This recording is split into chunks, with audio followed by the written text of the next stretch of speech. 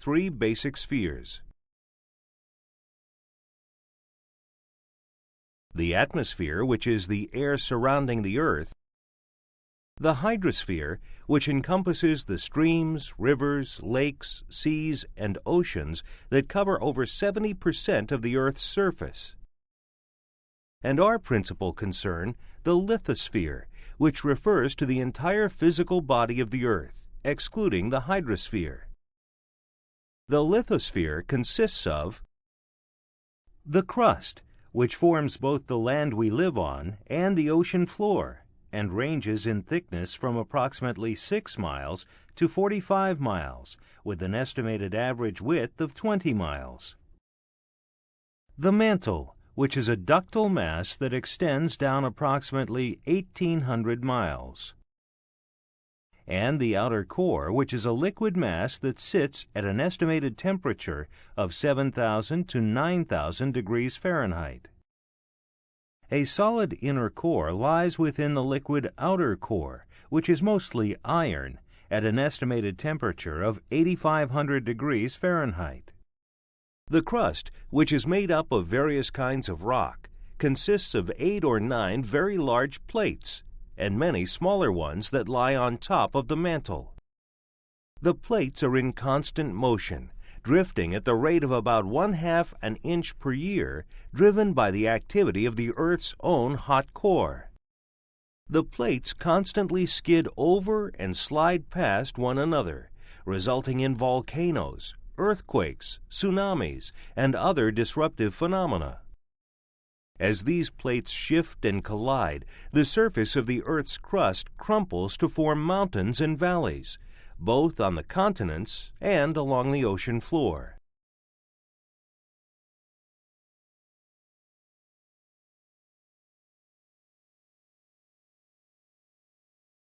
In fact, the Earth has been in constant motion and continues to undergo change since its formation some 4.5 billion years ago.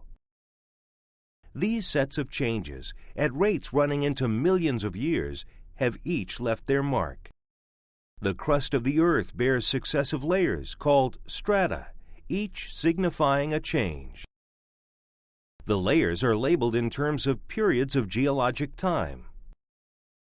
For example, 2 periods of interest are the Mississippian, which began 345 million years to 310 million years ago, and the Pennsylvanian period, which began 310 million years ago. These 2 periods together extend over 65 million years. They are referred to as the Carboniferous period and are important to us because it was during this time that many oil, gas, and coal deposits formed. Mountain ranges, the most visible rocks, may extend for thousands of miles. There are 2 processes involved in the formation of mountains: folding and faulting. The folded strata are said to be a syncline if they are curved so as to be lower in the mid-portion, and an anticline if they are higher in the mid-portion than at the edges. Another simple fold is a dome, which is like an anticline, but in which the strata curve downward on all sides away from the center, as opposed to being simply folded. A basin is a depression in the crust in which a substantial thickness of sedimentary rock has accumulated, and is where the hydrocarbons that make up petroleum are formed. Rock has a certain degree of elasticity. A fault occurs when stresses on the rock strata are so great that the elastic limit of the rock is exceeded and a break occurs. Faults on either the continental crust or oceanic crust can run for hundreds, if not thousands of miles. Rocks are divided into 3 large groups, depending on how they were formed. Igneous, formed from magma, molten rock, when it cools. Sedimentary, formed by the processes of erosion and deposition. and metamorphic, the other types of rocks which are transformed by pressure and temperature. Rock, whether igneous, metamorphic, or sedimentary, will be broken or eroded by exposure to water,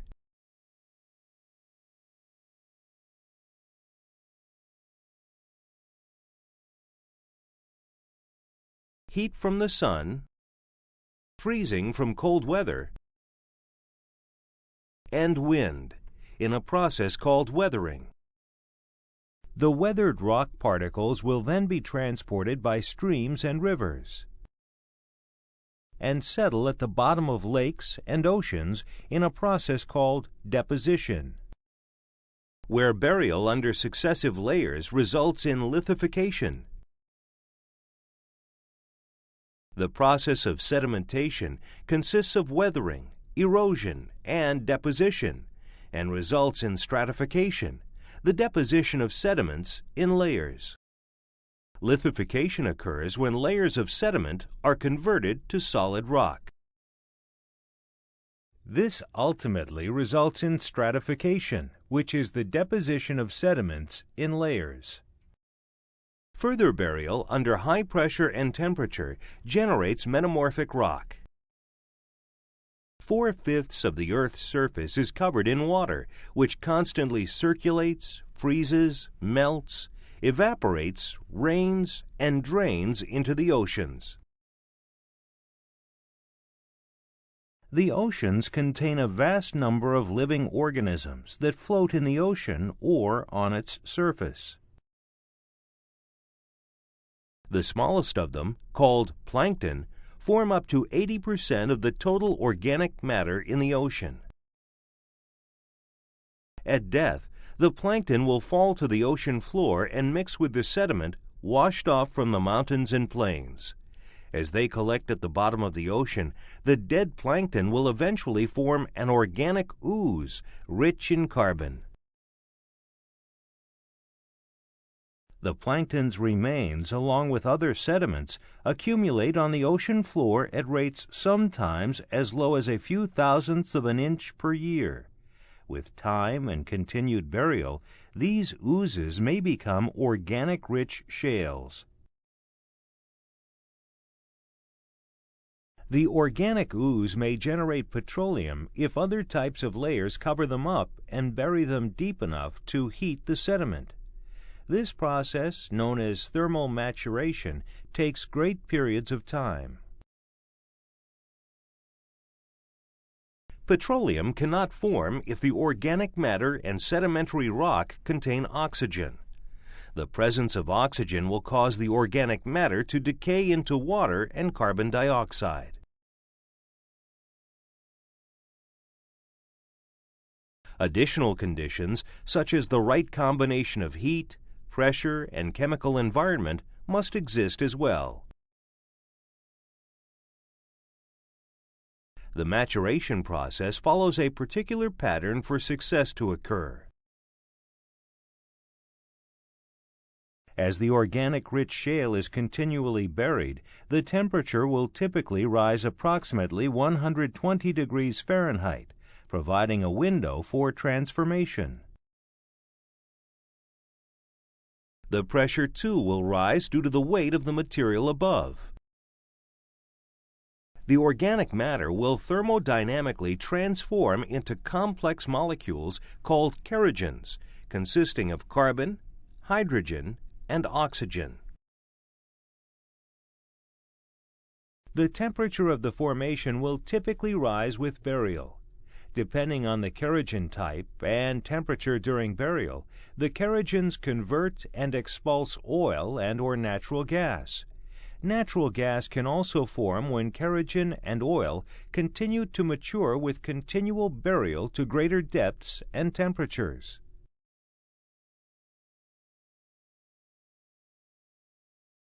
Within this fairly narrow band of conditions, hydrocarbons will form.